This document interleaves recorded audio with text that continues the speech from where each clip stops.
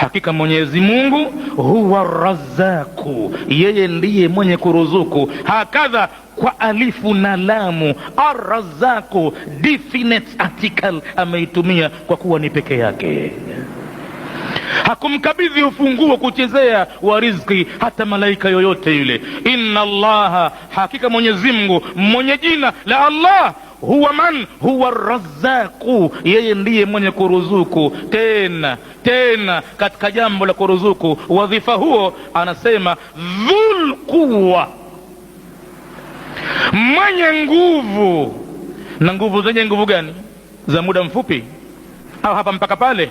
Almatin, nguvu zilikuwa zimetimia, madhubuti sana, haziwezi kulinganishwa na nguvu za yoyote. Katika jambo gani? La kutoa riziki.